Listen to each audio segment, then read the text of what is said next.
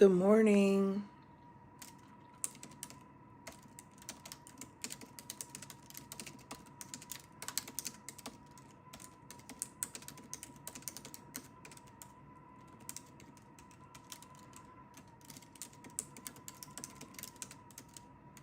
Good morning.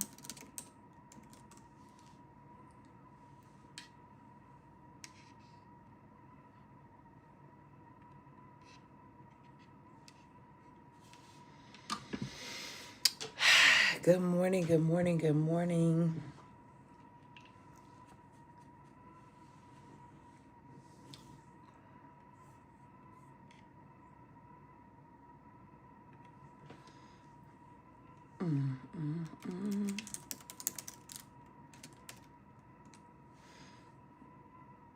Good morning. Good morning.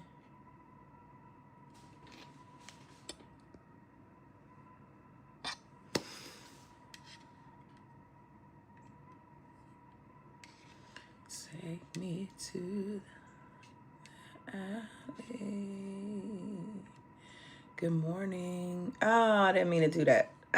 Just a minute. Just a minute. Sugar.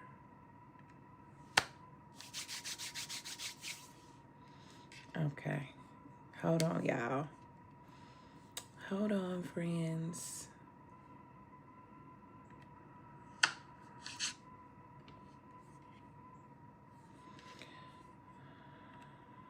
Just share this. Good morning. I'm coming to say y'all names. In 1 second, I just want to share this with my Pink Robe Chronicles community. If you all didn't know that we have a Pink Robe Chronicles Facebook page, we do. And if you're also not following us on YouTube at Pink Robe Chronicles, I invite you to do so.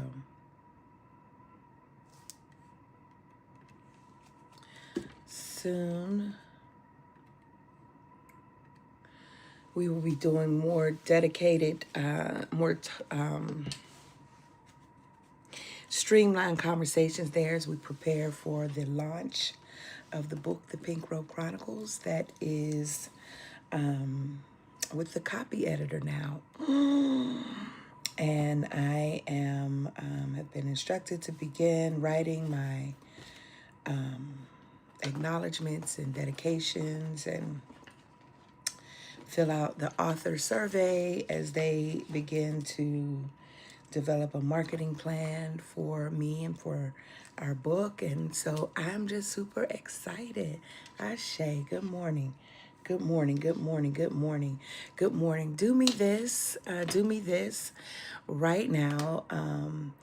I see y'all on here, but I don't see any likes. I see you're on here, but I don't see any likes. Likes are important and will become increasingly important for me, especially with the book, as future publishers. You heard it, future. I just finished another proposal.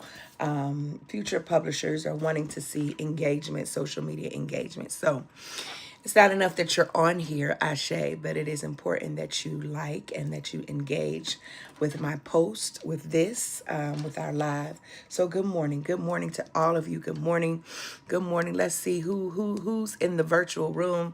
Good morning, Byron. Good morning, Nicole Denise. Good morning, Tammy. Good morning, Michelle. Good morning. Good morning, Dina. Good morning, Marilyn. Pagam Banks. Ever since I learned how to pronounce it correctly, I love to say it. Good morning, Angie. Good morning, Barbara. Good morning, Erica. Good to see you, Soror. Good morning, Leah. Good morning, Yolanda. Good morning, Dana. Good morning, Mike Wright, Natasha Robinson. Some of you, I say your entire names because it just rolls off of my tongue. Good morning, Emily. Mel Chris. Good morning, Rihanna. Good morning. Good morning. Our Digi Deacon Natasha is in it right now.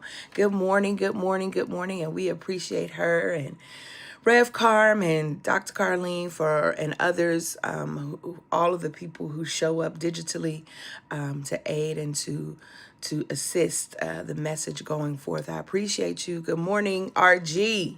Good morning. Good morning, Brandeis. Hold on, my screen just spread, my screen spread up faster than me. So let me go back.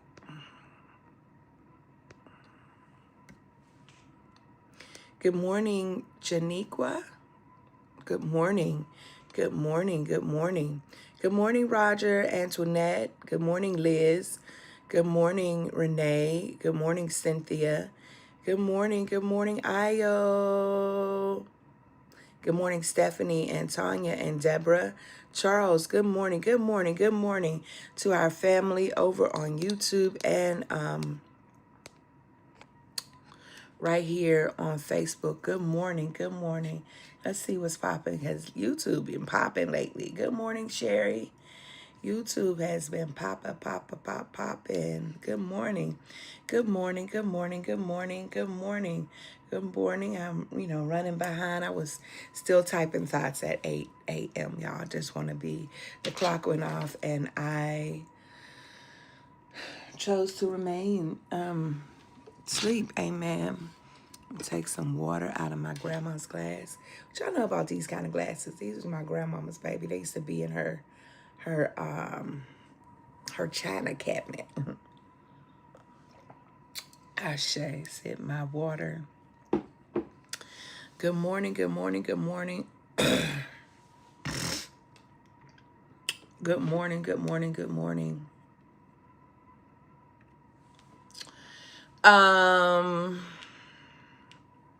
Announcements. Please govern yourselves accordingly. Someone dropped the link in the chat for St. Paul's registration for the Ma'afa. I don't want to move my screen right now, so I'm not going to go get you the graphics.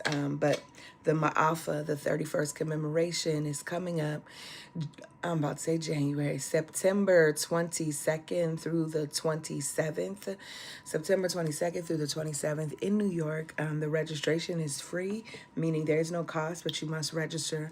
And you must also register if you want to receive the Zoom link. So while it will not be streamed live for the general public, if you register and say that you want to watch via Zoom, you will receive a Zoom link and you will receive access. The only things that will be Zoom, though, are the morning plenaries. I am super excited. I will be there. So many others. Pastor Anika Wilson Brown will preach on Sunday. Pastor Bill Lamar will preach on Wednesday. Pastor Madam President Maisha Handy will preach on the following Sunday. In between that, Stephen Lewis, Reverend President Stephen Lewis, Willie Godman, I'm trying to go from memory, Willie Godman, author, scholar, griot, Dr. Daniel Omatosho Black, Mama Itihari Toure, brother, attorney Maoli Davis, brother, business person Derek Young, MBA, Baba Griot, Jali, Michael Wright, a songwriter and spiritualist Joshua Campbell, musician Chelsea, psalmist Chelsea Green, Chef BJ, ethnomusicologist Masiki Scales, Ronnie Galvin, authors Ronnie Galvin and Dr. Unique Redwood, Jamie, innovator Jamie Wooten, educators Natasha and Ashley Thomas. If I have left your name out, please, not to my head, not to my heart, to my head, but those are just a few. Yes, Nobukosi will be in the building. Ashe, those are just a few. And so I invite you to register. Oh, shoot. Hold on, Mike, right? That was too smooth. Pause. Y'all, I know that some of us are pausing on Amazon. I get it. Howsoever, I purchase, especially in instances where smaller business owners use it to get a mass a mass appeal, mass effect, whatever it is, you know what I'm trying to say. So I'm going over there today. I want to let you know. Mike Wright, Jali Mike Wright. Go Google Jali, Jali, because you got to work for some of this knowledge that you're getting. Jali Mike Wright has dropped his book Through the Portal. Bro, are you kidding me? I'm so excited. Through the Portal, Stories, Tales, and Reimaginings dropped on Amazon. You know what? While we here right now, I might have to do it on my phone though, where I'm logged in through the portal, while we just fancy me for a few seconds so that I can get this book Through the Portal. Michael Wright, it shows up. Let's go. Let's go. Let's go. Let's go. Let me get my joint by now. I want the paperback joint. Secure, check out. Let me make sure this is the right card. Place order. Boom. And just like that, my book is on the way. Hey, I'm so excited. I'm so excited. I'm so excited. I'm so excited. Y'all, show some love. Show some love. Show some love and go get this book, Through the Portal. Stories, Tales, and Reimaginings dropped. It is out there. It is living. Those of you who are blessed by Baba Mike's restoring of some of our sacred texts, you want this. You want this. You want this. Ashe, you absolutely want this. I'm so excited. I'm so excited. Thank you to those of you who honored our need to assist community members. We exceeded our goal, so we are appreciative for you. Ashe and amen. Those are your announcements. Let's get to it. I want to go to a text. I'm not sure if this is the text that when I give this more thought that I would, well, no, let's just go to the text. Esther, one of my faves, chapter 1. Listen. Hold on, y'all. I got to pick up my phone right quick and get back to the comments.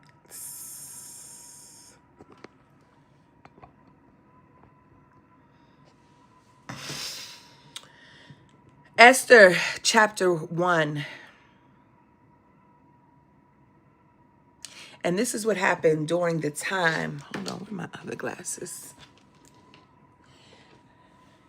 'Cause I'm feeling like. One second, y'all.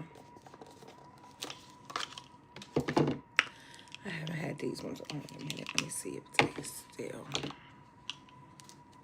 giving you an opportunity to go to.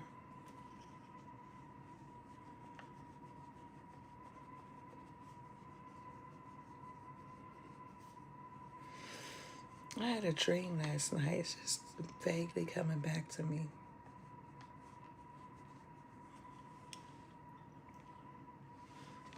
Ashe. There's a lot of patterns going on. I wanted to tone it down just a little bit. Esther, chapter 1. This is what happened during the time of Xerxes, the Xerxes who ruled over 127 provinces, stretching from India to Kush. At that time, King Xerxes reigned from his royal throne in the citadel of Susa, and in the third year of his reign, he gave a banquet for all of his nobles and officials, the military leaders of Persia and Media. The princes and the nobles of the provinces were present, and for a full 180 days. He displayed the vast wealth of his kingdom and the splendor and glory of his majesty. And when these days were over, the king gave a banquet lasting 7 days. And in the enclosed garden of the king's palace, for all of the people, from the least to the greatest, who were in the citadel of Susa, the garden had hangings of white and blue linen fastened with cords of white linen and purple material to silver rings on marble pillars.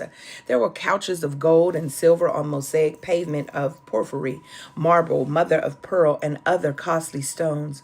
Wine was served in goblets of gold, each one different from the other, and the royal wine was abundant, in keeping with the king's liberality.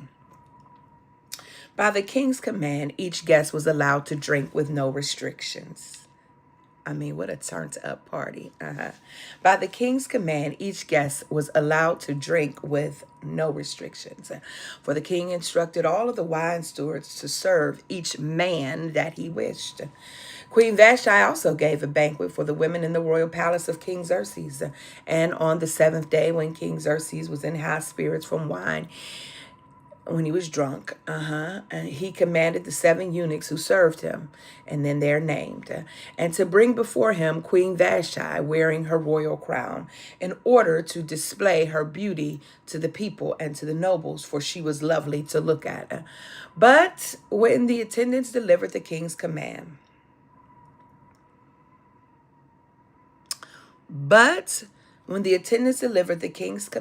come on, somebody.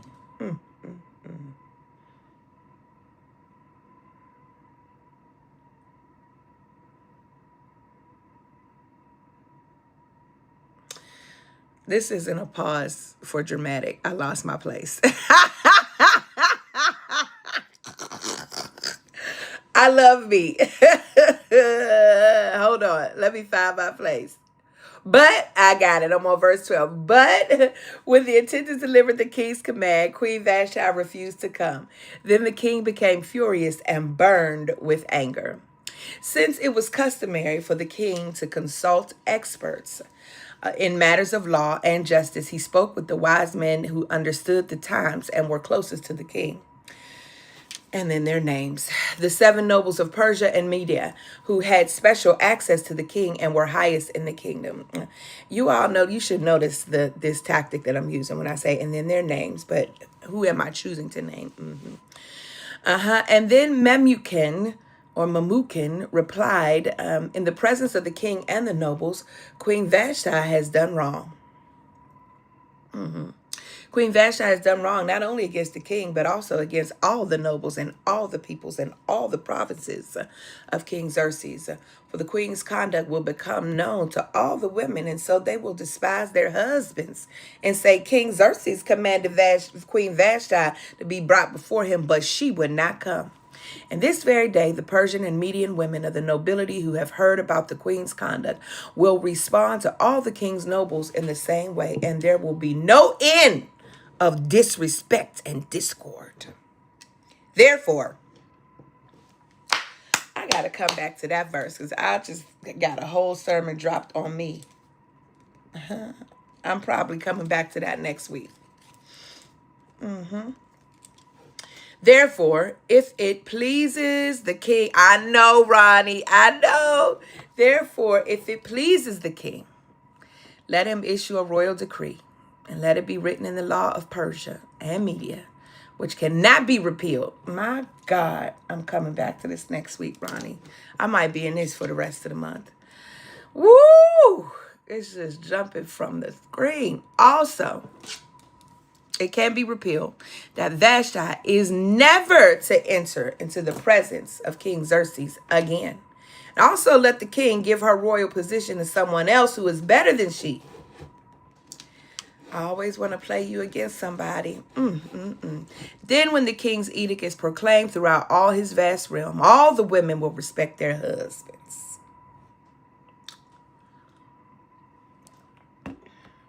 From the least to the greatest. I'm done. I'm not reading the rest of that. I'm finished. I want to harp on here.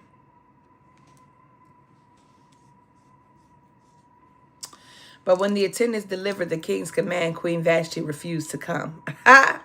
And then the king became furious and burned with anger. Yeah. Good morning, Pastor Chandra. Yeah. I have preached this text so many times, many times under various titles because it's so rich. It's just so, and every time I go to it, just like now, I see something different, and that's good, right? You should preach a text more than once. You should preach a text more than once. Period. You just should. And it's okay if you preach sermons more than once also. So I've preached this text so many times. I'm not getting ready to do a deep dive behind the text and all of the things that, those who are great preachers do. I'm not getting ready to do that. I'm just getting ready to go forward because I already started a little late. But let me say, this is a very rich text. So I, wrestle. I think I said we're here now. I'm going to keep it that way as a theme for our meditation this morning. We're here now. Or, and Mama Hazel, or brain trust coming home. You'll get it in just a minute. You'll get it in just a minute. In 2005, the artist formerly known as Kanye West. Oh, Melva, here you go. Yeah, I got to do it to you. Yeah. In 2005, the artist formerly known as Kanye West said on live television, quote, "George Bush doesn't like black people," end quote. He spoke those words as the government turned its back on New Orleans on the citizens of New Orleans and the Gulf Coast during Hurricane Katrina. Today, I stand before you with a similar declaration. This country, including some black people, don't like black women. This country, it's not black people, but even some black people despise black women. Yay. Elder El Hajj Malik El Shabazz, may peace be upon him, reminded us, quote, that the most disrespected person in America is the black woman. The most unprotected person in America is the black woman. The most neglected person in America is the black woman.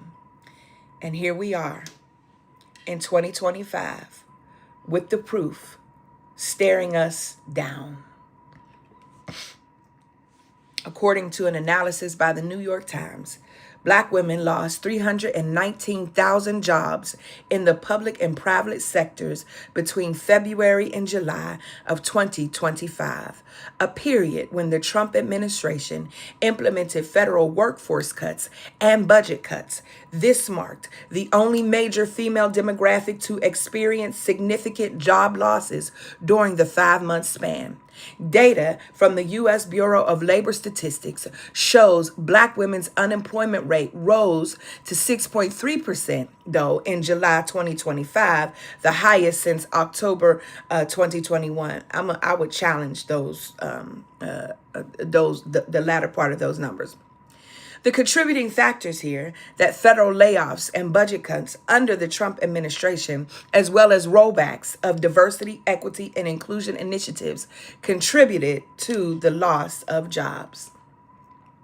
Run the number back, 319,000 black women lost their jobs between February and July, the only major group of women to see such a devastating loss. This is not just about economics, it's about erasure, and it's about Vashti all over again. What's the historical witness here? From the auction block to the factory floor, from domestic service to the federal government, black women have borne the burden of building this nation. We were the cooks and the cleaners, the nurses, the teachers, and the caregivers. We have been America's brain trust. We have been America's backbone. We have been America's ballast. Yet every generation brings fresh evidence of what this nation thinks of us as disposable. Like Vashti, black women have long been punished for saying no. No to exploitation, no to domination, and no to hegemony. The book of Esther opens not with Esther, but with Vashti, a queen summoned by a king drunk on power and wine, ordered to parade herself before his guests, and she said no. She said, I am not coming at the king's command. And what happens when a woman says no? The king's ego bruises. His advisors tremble. They warn, if Vashti gets away with this, then all women will follow her lead, and husbands everywhere will lose control. So what does the king do? He fires her.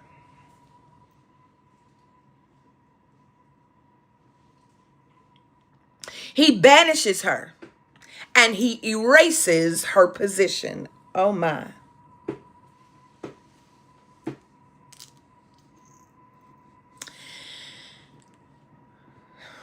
I'm going to get ahead of myself here and say, while yes, Project 2025 has been in the works for a long time, that we should not think that that Project 2020, the authors of Project 2025 did not and do not, or did not then recognize that black women were the largest part of the workforce in the federal government and in DEI positions across higher education institutions and across corporations.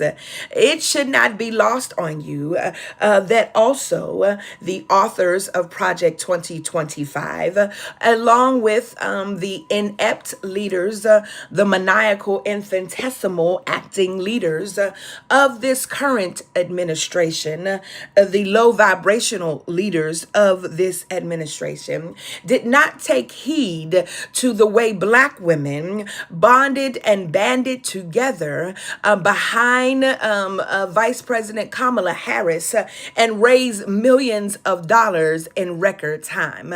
It should not be lost on you that even though we remain the most denigrated and degraded, the most disavowed and abused, that folk do not see that systems, that empire does not recognize the power in black and brown women.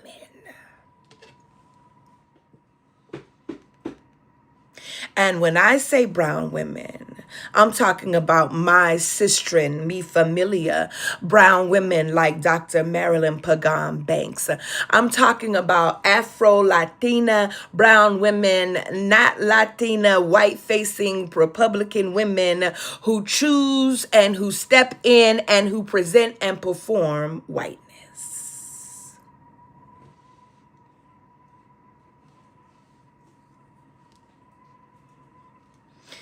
When we refuse to come at the king's demand. That is the playbook of empire, y'all. When black women, when the sisters say no at the staff meeting, Jesus, this is going to be triggering for some of y'all. When you ask questions at the faculty meeting. I'm about to take it there. I'm about to take it there. I know.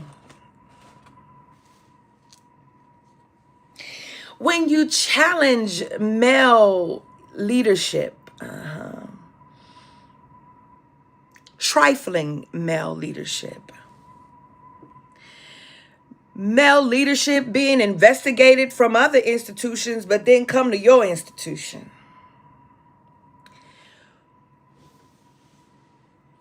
Hello, lights.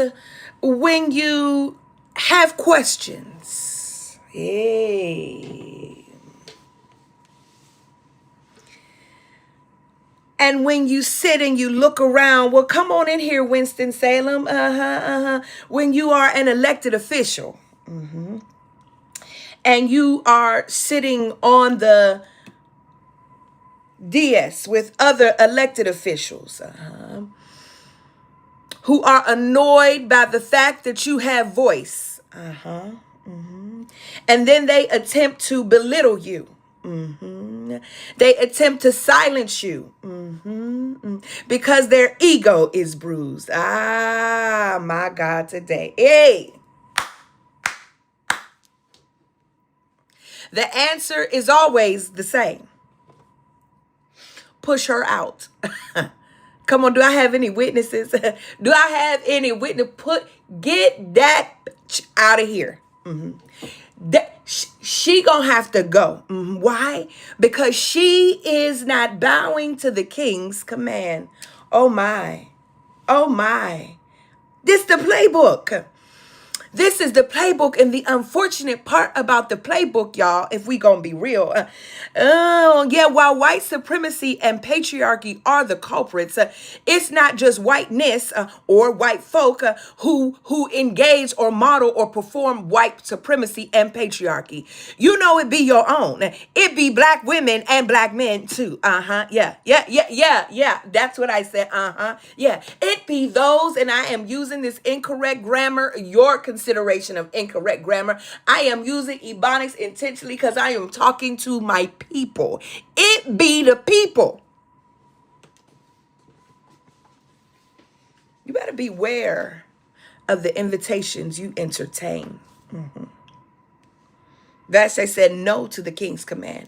You got to be more careful, friends. You got to vet, because what looks good, what looks good. See, the empire counts on you entertaining its invitation because it believes that you need it to the point that you have no negotiation power. But the person who is able to get up from the table has the most negotiating power. We got to start vetting more. We got to not be excited about these shiny things because they look good. You got to start going behind this leadership. You got to start checking the bios of these board members of these institutions that you are in partnership, so that even if you choose to remain in partnership, you know who you dealing with.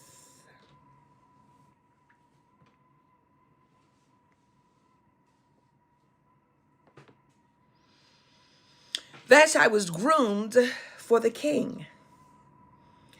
Do you know?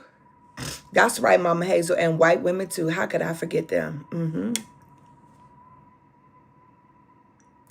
Do you know what it's like to be groomed for a king? In Persia, young women were groomed, perfumed, and prepared, so their innocence could be soiled as a duty to the kingdom. Their humanity reduced to utility. Black women know this story well.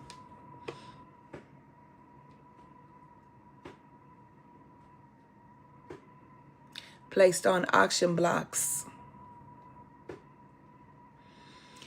Bodies inspected. Violated. In all manner of ways. And can I tell you that we are still groomed by white supremacy, that we are still consumed by capitalism, that we are still used by institutions that want our brilliance but not our boundaries?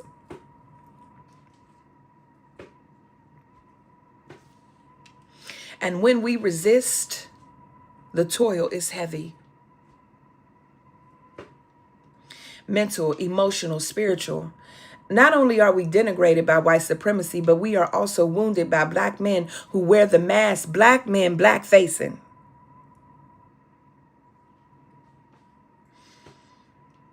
Black men who play blackface for the empire and sometimes wound us in their own pain. Catch it? That harm trickles down until black women wound each other.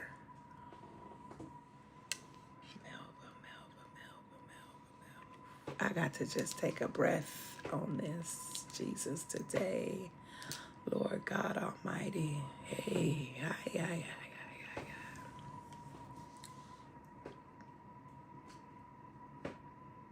3 harms of this internal wounding. I'm almost done.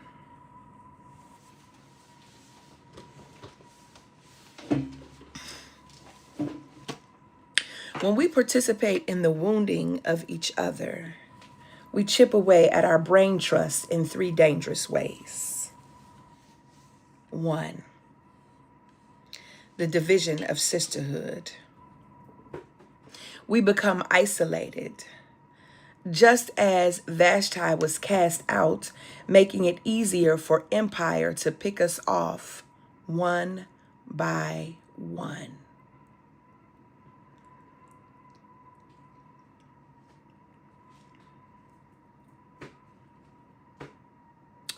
In our fear and in our frustration, we isolate ourselves. We go into our own cocoons. We don't share what we're experiencing or what we are feeling. We experience grief all by ourselves. Sabonfu Somé teaches us in Falling Out of Grace that grief is an act of justice. And when we do not grieve appropriately, then we are withholding justice from ourselves. She talks about how grief is grief is not to be experienced alone in isolation, according to the people, her own people, the Dagara tribe of Burkina Faso, West Africa. That grief is a collective, it is a communal ritual. And that when we grieve alone, then we invite this kind of isolation. And so she teaches against grieving in isolation, or because, and when we are in isolation, it gives space, creates a space, falling out of grace. It gives space for the division of sisterhood. We become so isolated. It makes it easier for us to become individual targets, to be picked off one by one. And the reason why they harp on this division of sisterhood is because, baby, some of us won't be honest enough. We will not be honest and turn the spotlight in ourselves to talk about the ways that we believe we deserve what we have fought for, which is a seat at the table.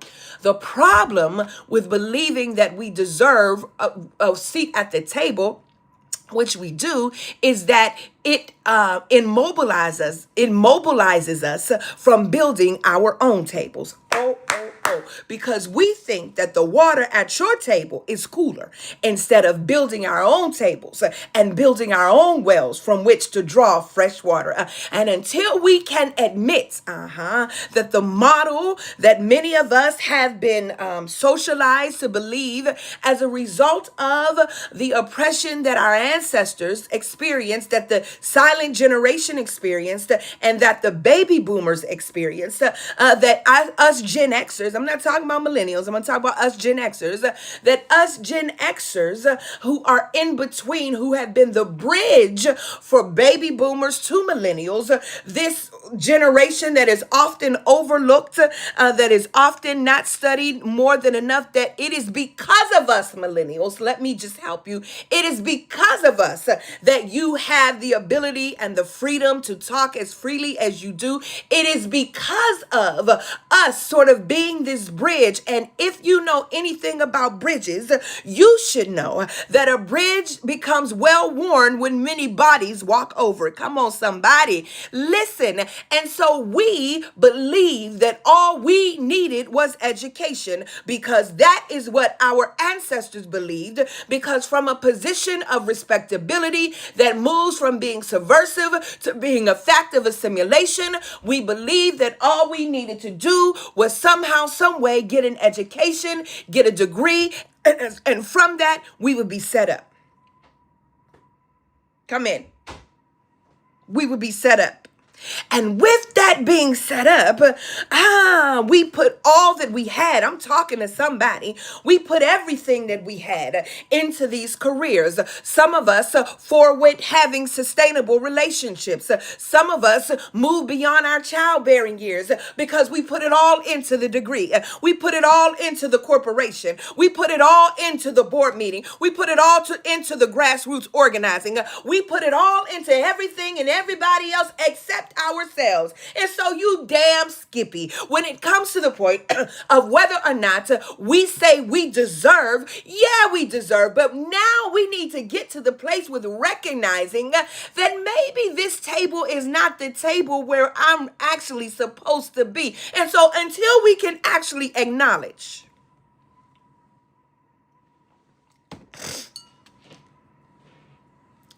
that we really want to be a part of the table, I'm about to step in this real hard right now. Oh, shoot.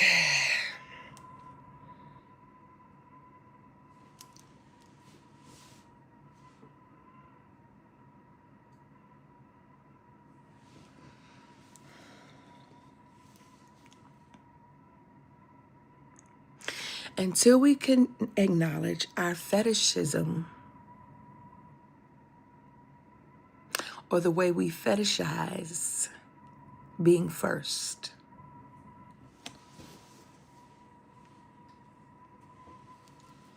the fetishization of being the first is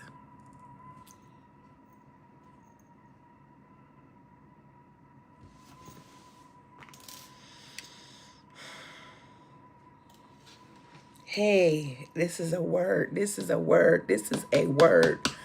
Ah.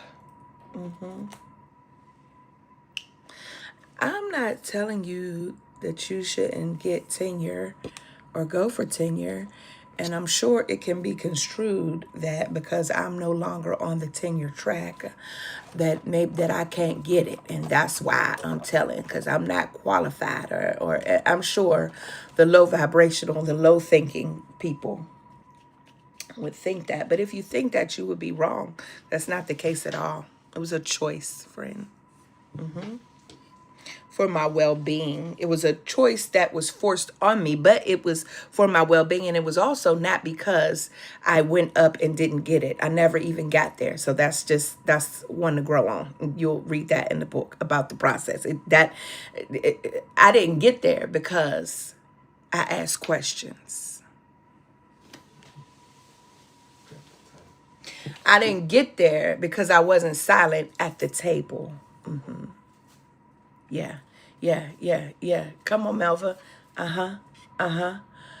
Come on, Melva. Because even when we are a part of the table, we still got to speak up. Some of y'all at the table, but you still mealy mouth.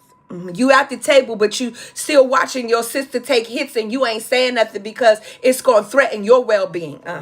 You ain't saying nothing because actually secretly you don't like her anyway and you've been needing her to get out the way so that you can be the first. If we going to talk about it, let's talk about it. If we going to be free, we got to get free and we got to do the work and we got to be honest.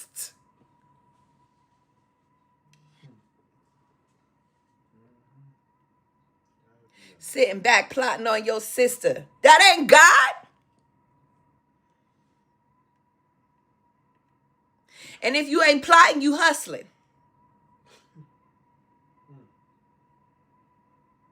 Trying to use relationships that are not yours.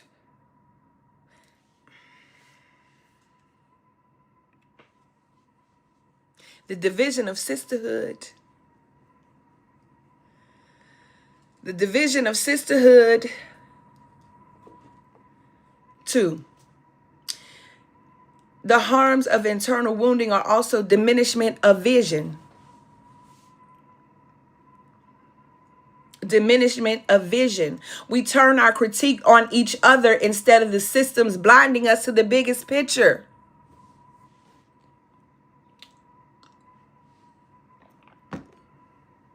Baby, we gonna cancel you and cancel you and cancel you again.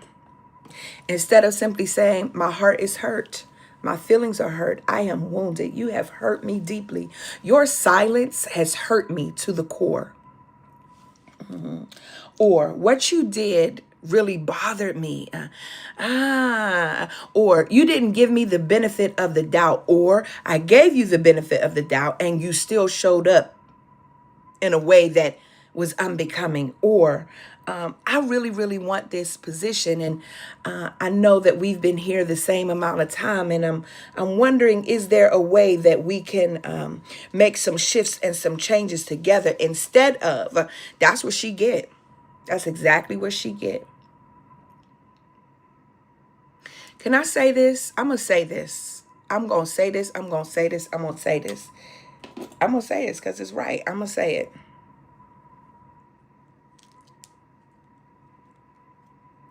Some of you,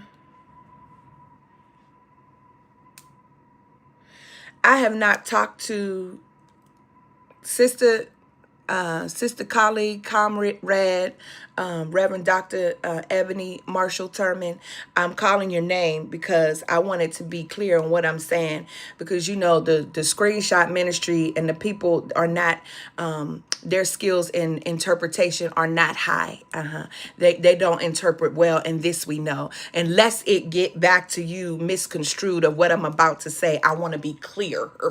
And I want you to hear without with assuming that your time is precious like mine and you won't have time to go back and listen to the entire message. I want to give you the context in which I'm about to invoke your name so that you hear it here. Is that I'm talking about the ways in which empire offers a division in presents a division in sisterhood and a diminishment of vision in the way Black women are used as pawns.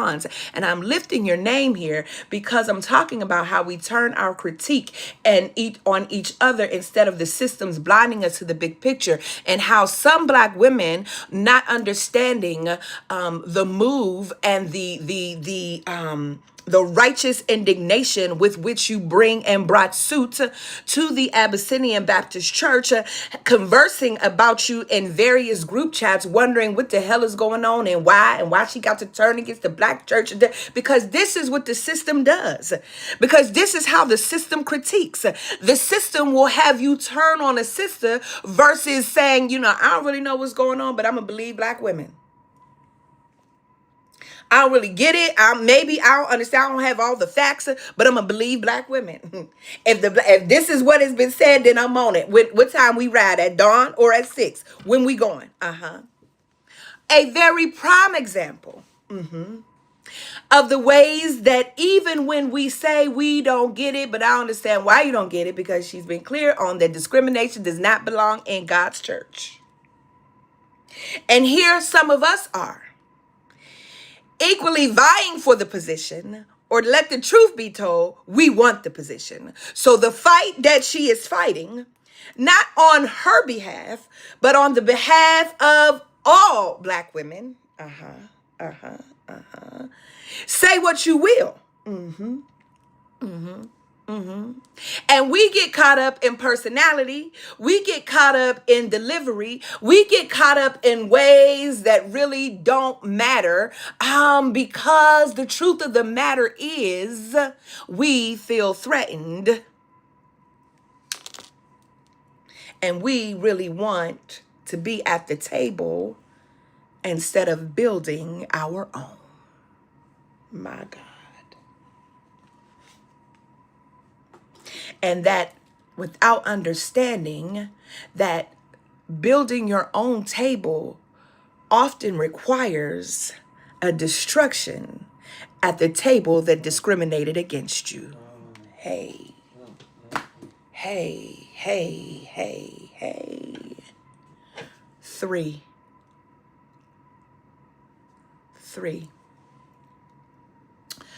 A disruption of legacy. We fail to pass on the fullness of our wisdom because we are too busy surviving on one another's cuts.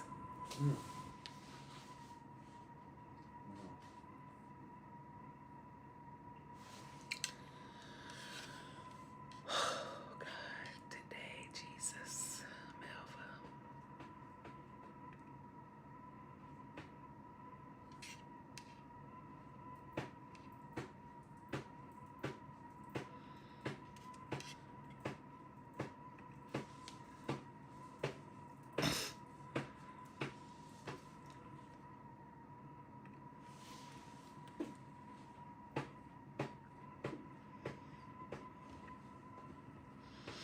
We fail to pass on the fullness of our wisdom because we are too busy surviving on one another's cuts. Bing bong.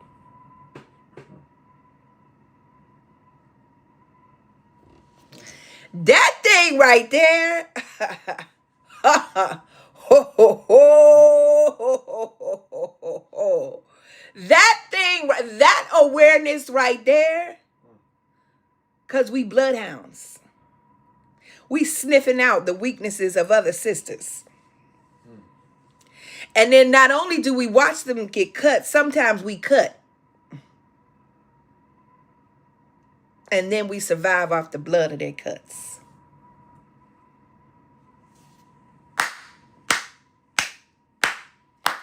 Yee! Baby, and don't no cut hurt worse than a cut from a sister.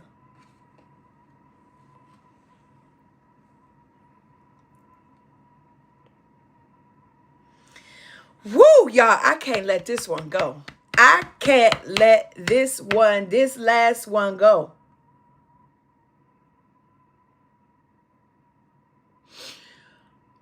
A disruption of our legacy because we fail to pass on the fullness of our wisdom because we are too busy surviving on one another's cuts. Good God Almighty. Good God Almighty. Good God to my, listen. I don't know what y'all be talking about, y'all women's retreats and stuff, but if you ain't talking this kind of talk, I don't want to come. I don't even have time. I don't need to know how to get my money up. I don't need to know how to, I don't need to know none of that. I need to know how to be a good sister so that I could be a good person. Yeah.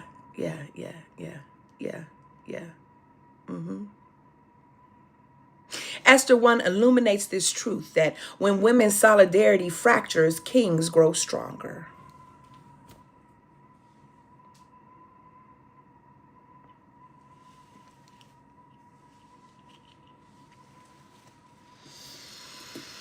But hear me though, because we about to go to the clearing and talk about this. Hear me though. Vashti is no footnote. Vashti is a forerunner. She's a pioneer. She's a model of refusal. Yes, she was banished. Yes, she faced fear and frustration. But imagine her realizing she would be on her own, having to make a way on her own in a male-controlled world. But then comes the revelation. We here now. Come on, Mama Hazel Mack. Then comes the revelation. We here now. There is no turning back. Vashti's no was not the end. It was the opening to a new possibility. And that's what I came to tell you today. That the end of your employment for the empire is not the end, but it is the opening to a new possibility. Do you hear me? Yeah. One more time for the people in the back of the virtual room. That Vashti's end was the opening to a new possibility. This week, I like to call her Movement Mother. Movement Mother Hazel Mack called me. She couldn't sleep after hearing about those 319,000 black women losing their jobs. She calls me Sister Melva. I call her Mama. She said, Sister Melva? She said, I wrestled all night. And she got choked up because the spirit was so full in her. And she said, the Holy Spirit just won't let me go. And she said, and I was tossing and I was turning. And she said, I finally said, God, what is this? And she said, and Sister Melva, God spoke to me and God told me to tell you, and I quote, that I'm bringing our brain trust home. Sisters, do you hear it? The brain trust is coming home. All that knowledge that we acquired from modern day plantations, all those strategies that we perfected under the watchful eye of empire, we are bringing them back, not to build up broken systems, but to restore our communities. And for those who will say that we never left, you're right.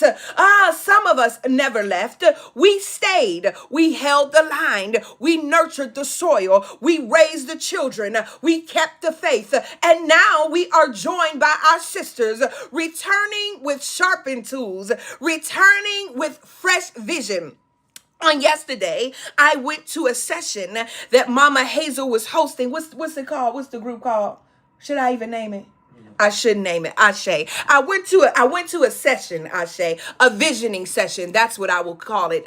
I went to a visioning session here in Winston-Salem. And when we ended the session, Mama Hazel recounted this message that had come to her. And she shared with the people that God is bringing our brain trust home. And then she said, we here now.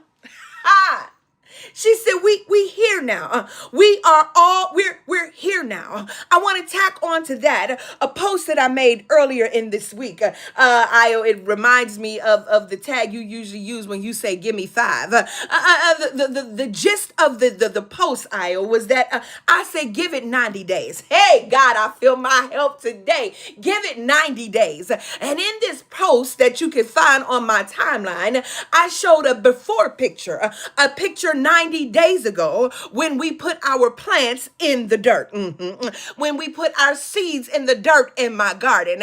And then the reel flips to a picture of the garden and what it looks like today. That the little okra plants that were not even a foot tall, that were just only a few inches tall, now stand over 6 feet tall. And the word that I was giving was that all hell breaking loose right now, but it didn't stop these plants from growing. Hey, my God, today, all manner of hell is going on. Our neighborhoods are being terrorized by this administration. 450 people were arrested at the Hyundai facility. Young black women going missing and being killed. All hell is breaking loose right now, but it didn't stop these plants from growing in 90 days. And I just wonder if there are some sisters who will give it 90 days with me. I just wonder if there are some brothers who will lock in with the sisters and give it 90 days. That in the midst of this hell, in the midst of this high water, that in the midst of this chaos and in the midst of our no, in the midst of our fear and in the midst of our frustration, that there will be something so powerful that breaks through the soil, that the harvest that will come our way, this earth will not even have room enough to hold it. Give it 90 days. We here now. We here now. We here now. Hey, we here now, sis.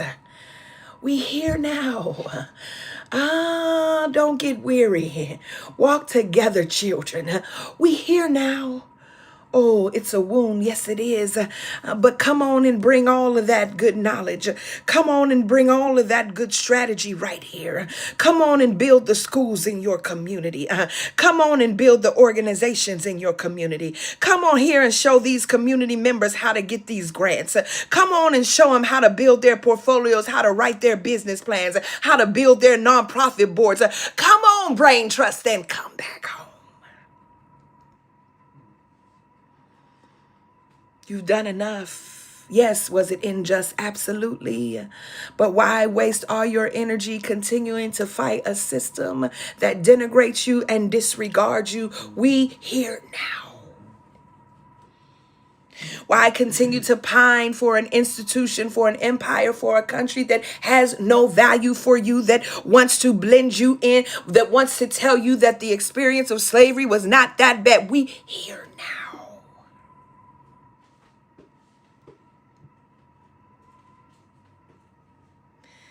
Friends, this is not just about job loss.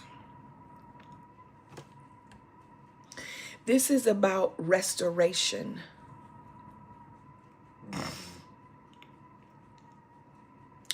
It's about recognizing that when Black women come home, we refuse to compromise. When we say hell no to the summons of empire, we create the conditions for a new world. The Brain Trust is home, y'all. The sisters are here. And together we declare, no turning back, no bowing down, no erasure, like Vashti, like Mother Leaf Mack, like Mama Hazel and Mama Ruth, like Mama E.T. Hari, like Auntie Loretta Hall and Grandmama Thelma, like my mother-in-love, Cleopatra, like Mama Aminata Umoja.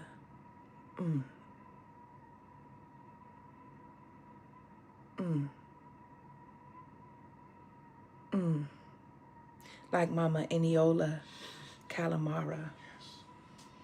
Yes.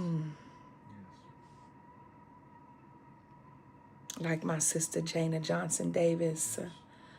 Like my other spiritual mother, the Reverend Judge Penny Brown Reynolds, PhD. Like Mama Katie Geneva Cannon. Like Mama Tony K. Bambara, Mama Toni Morrison, Mama Maya Angelou, Mama Sister Elder Audrey Lord. Like those names that we do not know. Black women who ever dared to say no. Our no is the seed of God's greater yes. Ashe, Ashe, Ashe, oh, Ashe, oh, y'all. Ashe, oh.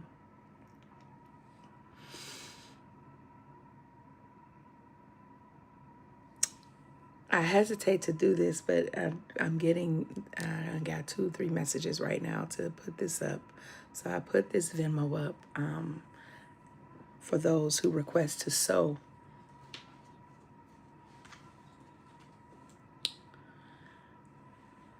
For those who are unable to join the clearing because of the consistent month-to-month offering Ashe, you can certainly share in this way. Cash App is Melva L. Sampson. Melva L. Sampson. Melva L. Sampson. Ashe, y'all.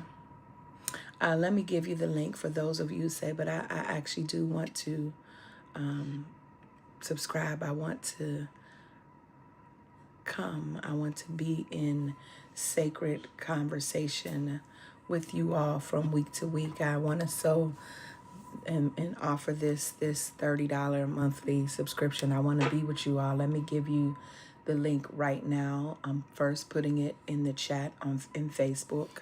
You can click this link and I will check it when we head to the clearing so that I can get you what you need, the Zoom credentials to come on in. And I'm also putting it here on YouTube. All right, y'all, we out. Until next time.